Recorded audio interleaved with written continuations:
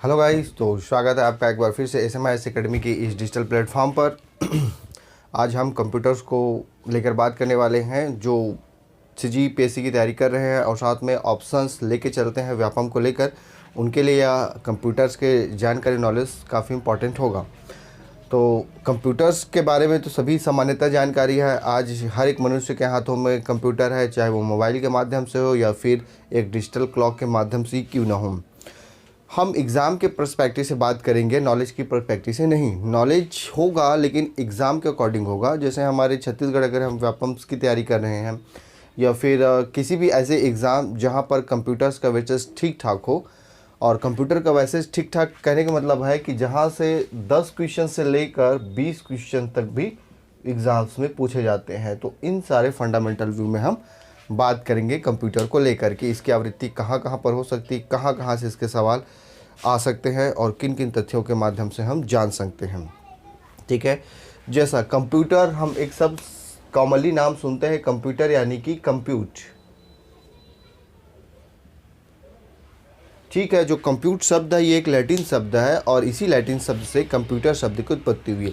आप सब जानते हैं कि सबसे पहले अगर कंप्यूटर सिस्टम की शुरुआत करते हैं हिस्ट्री में तो हम एबेकस से करते हैं, जो 16वीं शताब्दी में ली काई चीन में इसको स्टैबल किया गया था। आगे चलकर जब पास्कल ने कंप्यूटर का आविष्कार किया तो ये एक आधार स्तंभ भी साबित हुआ। बहरहाल जो भी कंडीशंस रहे होगी उस समय की, कंप्यूटर को वर्तमान की स्थिति में हम सब जानते हैं। भारत में 1987 जब राजीव गांधी की सरकार आई थी तो उन्होंने सूचना क्रांति को सेम पित्रोदा के साथ मिलकर भारत में एक तहलका के रूप में सम्मिलित किया। ठीक, तो कंप्यूटर्स के आज इन्हीं वस्तुस्थिति को हम विस्तार से चर्चा करने वाले हैं कि आखिर कंप्यूटर है क्या, इसकी क्या क्या अवस्थिति है और इनके किन किन माध्यम से संचालन किया जा सकता है।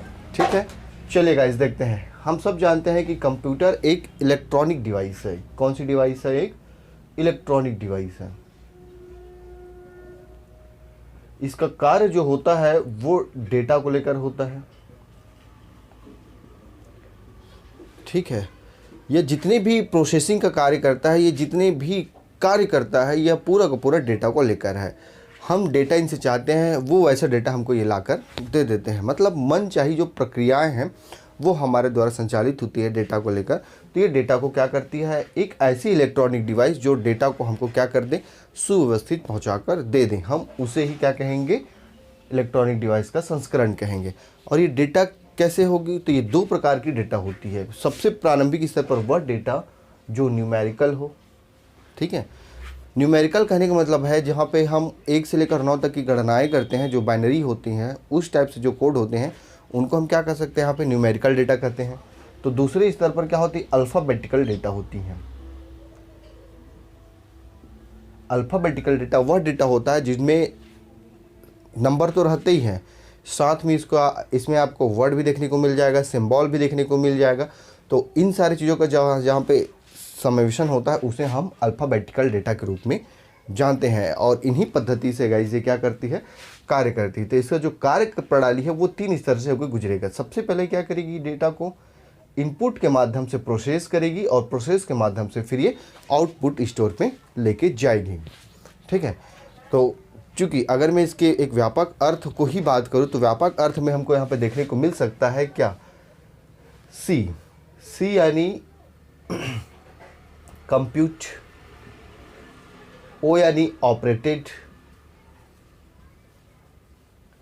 एम यानी मशीन। अब देखिए ये 3 चीज़ें, जैसे हम .com पढ़ते हैं, google.com, m.com, तो यहाँ पे ये 3 अक्षर है, वही से हमको क्या देखने को मिल रहा है? कंप्यूट, ऑपरेटेड और मशीन। मतलब हम ऐसे ही मशीन को ऑपरेट कर रहे हैं जो क्या काम करेगी? गणना का काम करेगी। ठीक, फिर पी से पर्टिकुलरली,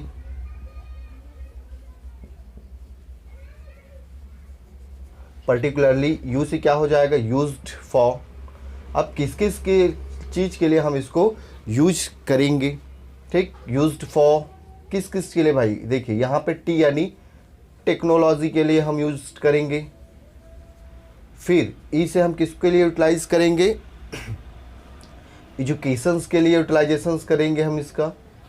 ठीक, और फिर आर यानी रिसर्च के लिए हम यूटिलाइजेशंस करेंगे।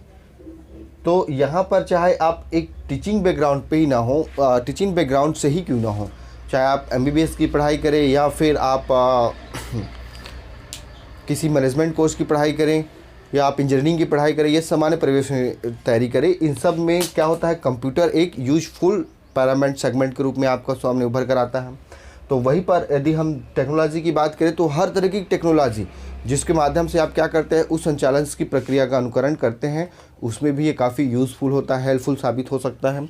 और तीसरा रिसर्च, चाहे वो नासा की बात करें, इसरो की बात करें, ऐसी भी संस्थाएं, चाहे वो हम गुप्तचर संस्थाओं की बात करें, इन सब में क्या होता है, कंप्यूटर के एक वास्तविक स्वरूप हमको देखने को मिलता है, जो गणना की पद्धति का अनुकरण करते हैं, जिसके माध्यम से आज कई प्रकार के हम वास्तविक कंप्यूटर से लेकर उस कंप्यूटर अबेकस कंप्यूटर से लेकर सुपर कंप्यूटर तक का हमने रास्ता सफ़र तय कर लिया है।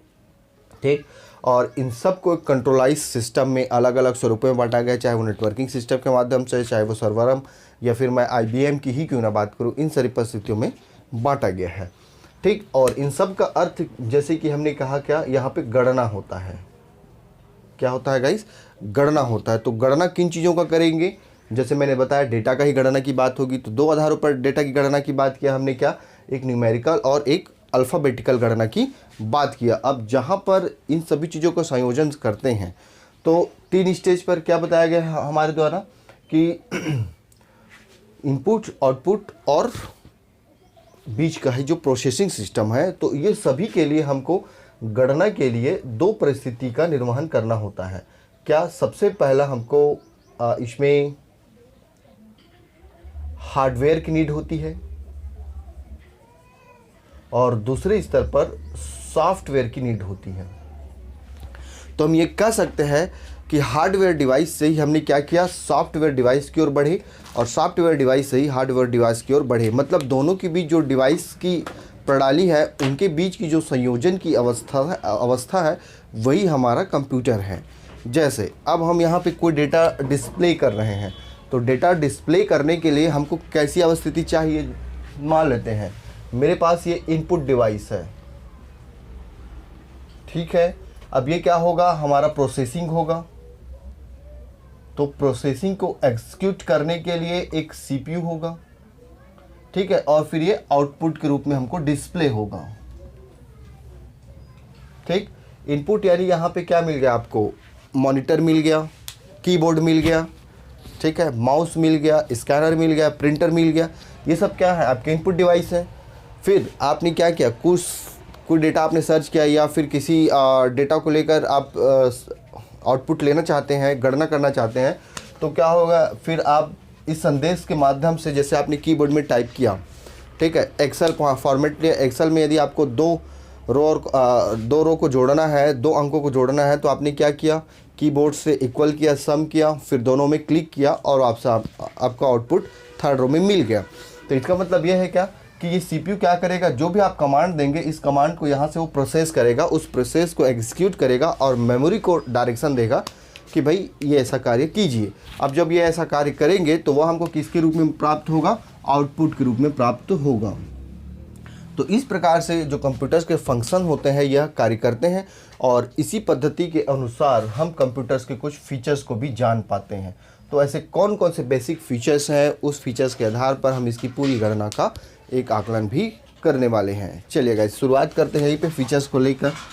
फीचर्स के लिए मैंने एक स्ट्रक्चर बनाया हुआ है, ADSV ये इसके फीचर है और लगभग CG व्यापम्स में अगर मैं देखूं, बात करूं तो इसमें ठीक ठाक इसकी आवृत्ति होती है। इससे प्रश्न पूछे भी गए होंगे, 2-3 ऐसे व्यापम्स के एग्ज़ाम है जहां पर इससे सवाल, फीचर्स को लेकर सवाल पूछे गए हैं।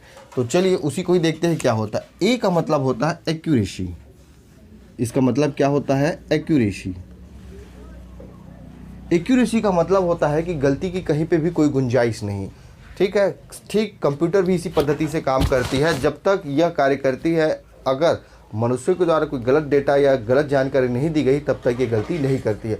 मतलब ये ठीक ठाक मात्रा में हमको वो जानकारी अवेलेबल कराती है, बिना किसी एरर के, बिना किसी त्रुटि के। एक्यूरेसी इसी को कहते हैं, ठीक है। दूसरे स्तर पर हम बात कर सकते हैं ऑटोमेटिक। जैसे आज के डेट में डिजिटल लॉक देखते होंगे हम, हेल्थ से रिलेटेड जो वॉचेस होती हैं, घड़ी होती हैं, वो हम बटन दबाएं वो ऑटोमेटिक हमारा जो बॉडी टेम्परेचर है या हार्ट बीट वगैरह है उसको वो मापना स्टार्ट कर देते हैं। मतलब कुछ ऐसी भी थोड़ा सा कमांड देना पड़ा और फिर वो अपना ऑटोमेटिक कार्यप्रणाली सुनिश्चित कर ले जाए। सिटी स्कैन में क्या मनुष्य उसको करता है? नहीं, वो बटन दबाया फिर आपका सिटी स्कैन हो गया। तो कुछ ऐसी भी प्रणाली है जिसमें अंशतः मानव का हाथ रहता है, संपूर्णतः वो कार्यप्रणाली स्वयं कंप्यूटर अपने आप कर लेती है। तो इस प्रकार की प्रणाली को हम ऑटोमेटिक कह सकते हैं। ठीक है, फिर तीसरे स्तर पर हम देख सकते हैं यहाँ पे सिक्रेसी, गोपनीयता को लेकर।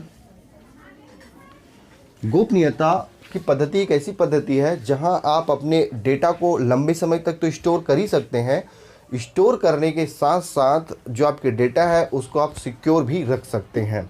और ये कंप्यूटर्स की एक सबसे अच्छी इंपॉर्टेंट खासियत, यहाँ तक कि आप अपने एक्सेल से बनाए हुए कोई भी डॉक्यूमेंट फाइल, MS ऑफिस से बनाए हुए कोई भी डॉक्यूमेंट फाइल तक स्टोर कर सकते हैं। तो बात तो फिर हार्ड डिस्क, हार्ड ड्राइव और कंप्यूटर के उन सभी फंडामेंटल टर्म्स की हो रही है, उन सब को आप स्टोर कर सकते हैं। करने के साथ साथ उसमें आप पासवर्ड भी डाल सकते हैं। यहाँ तक कि अगर आपको डिस्क ड्राइव में भी पासवर्ड डालना है तो आप बिट लॉकर के माध्यम से इसको डाल सकते हैं, जो कि कंप्यूटर एक बेहतरीन फंडामेंटल प्लेटफॉर्म प्रोवाइड कराता है किसके लिए? डेटा सिक्रेसी को लेकर। ठीक है, स्टोरेज कैपेसिटी।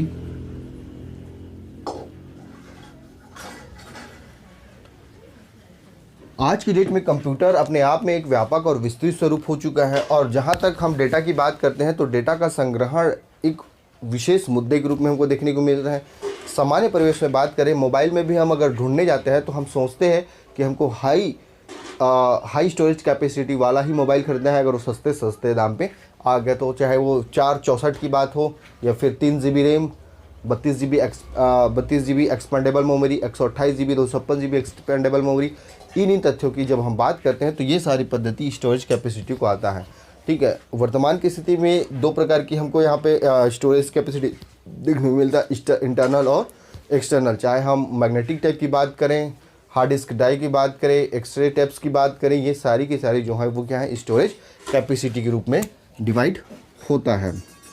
तो हमने क्या देखा यहाँ पे? सिक्रेसी के बारे में देखा, स्टोरेज कैपेसिटी के बारे में बात देखा, स्पीड के बारे में देखते हैं। आज हम मॉडर्न टेक्नोलॉजी के आधार पर कंप्यूटर्स के उन चरम उत्कर्ष के पॉइंट पर पहुंच चुके हैं। कहने का मतलब है एक अबेकस से लेकर सुपर कंप्यूटर तक की गणना हमने न कभी की थी, लेकिन हम उस स्तर तक पहुंच चुके हैं। तो जो स्पीड है आज की डेट में अगर हम देखें तो स्पीड जो एक कंप्यूटर्स की स्पीड हो सकती है वो 10 की पावर 9, ठीक है, नैनो पर सेकेंड के हिसाब से कार्य कर सकती, इतनी तेज स्पीड के रूप में ये गणना कर सकती है एक कंप्यूटर्स। ठीक है गाइस, तो ये पूरी की पूरी जो पद्धति है, इस पद्धति के माध्यम से हम इसके फीचर्स को जान पाते हैं कि किन किन पद्धतियों के माध्यम से क्या कर सकते हैं, संचालन कर सकते हैं और इसके माध्यम से ये कार्यप्रणाली को कर सकते हैं। ठीक है, यहाँ तक कि अगर जटिल से जटिल परिस्थिति भी है तो उन जटिल परिस्थितियों में ये अपना कार्यप्रणाली को नहीं रोकते हैं। जैसे हम बहुत सारे फिल्मों में देखते हैं कि साइबर किसी के द्वारा घुसपैठ किया गया और हमारे पूरे सिस्टम को ठप कर दिया गया। ये फिर दूसरे स्तर पे हम देखते हैं, जैसे अगर यहीं पे ही ना हवा तूफान या कुछ भी चीज़ ऐसी आ गई तो ये क्या नहीं करता, अपने स्थान से हंसता नहीं है, ये अपना कार्यप्रणाली को रोकता नहीं है। तो इसी को हम क्या कहते हैं? डिलीगेंस। क्या कह सकते हैं गाइस? हम डिलीगेंस कह सकते हैं, जो यह करता है। मतलब जटिल परिस्थितियों में भी इसकी जो कार्यप्रणाली है वो रुकती नहीं है, उसी को ही हम कहते हैं। ठीक है, एक पॉइंट छूट रहा है हमारा वर्सेटाइल को लेकर। तो वी यानी वर्सेटाइल। वर्सेटाइल का मतलब होता है बहुउद्देशीय, बहुपरिणामी। आप एक साथ एक कंप्यूटर में ऐसे बहुत सारे कार्यों का संचालन कर सकते हैं, निष्कर्षण कर सकते हैं। ऐसी ही पद्धति को हम क्या कहते हैं? वर्सेटाइल कहते हैं। तो आई होप कंप्यूटर का पार्ट फर्स्ट आपको अच्छे से समझ आया होगा। उम्मीद है इसके सारे फंडामेंटल टर्म्स, तथ्यों को मैंने अच्छे से उकेरा। यहाँ पे कुछ और इम्पॉर्टेंट पॉइंट है सामान्य दृष्टिकोण से कि कंप्यूटर्स के ऐसे कौन कौन से पार्ट हैं जिसको हम किन किन नामों से जानते हैं। ठीक, जिसमें 3-4 टर्म्स मिलता है हमको। सबसे पहला टर्म्स मिलता है सॉफ्टवेयर और हार्डवेयर। सॉफ्टवेयर एक ऐसी युक्ति है जिसको आप देख सकते हैं, ठीक है, फील कर सकते हैं, छू नहीं सकते। जैसे अगर कोई अंक है, उस अंक को कंप्यूटर के अंदर कैसे छुएंगे, ठीक है। सॉफ्टवेयर एक ऐसी पद्धति है जो आपके कार्यप्रणाली को अलग अलग भागों में बांटती है। जैसे यदि आपको एक ऑपरेटिंग सिस्टम संचालित करना है तो आप उस ऑपरेटिंग सिस्टम को ऑपरेट कर रहे हैं, उस ऑपरेशंस के माध्यम से फिर उसका क्रियान्वयन करेंगे। यदि आपको एंटीवायरस चाहिए तो एंटीवायरस भी एक सॉफ्टवेयर है। कहने का मतलब है हर वो कार्य के लिए आपको सॉफ्टवेयर की नीड होती है। यह कार्यों को क्लासिफिकेशंस करने का भी कार्य करती है। ठीक इसी प्रकार हार्डवेयर जो होता है उसे आप देख सकते हैं, छू सकते हैं और उस प्रणाली में क्या कर सकते हैं, आप तकनीकी परिवर्तन भी कर सकते हैं।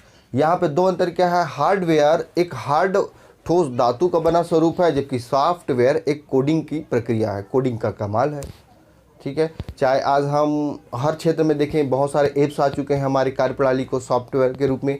तो आरंभिक स्तर पर हम MS ऑफिस या एक्सेल्स की बात करते हैं तो जहाँ पे हमको CD जैसी और बहुत सारी चीज़ें देखने को मिलती थी, आज वही चीज़ें हमको ऐप्स में देखने को मिल जाता है। तो ऐप्स क्या है, कोडिंग का ही परिणाम है जो सॉफ्टवेयर के रूप में हमको देखने को मिल सकता है, और हार्डवेयर वही प्रक्रिया का परिणाम है।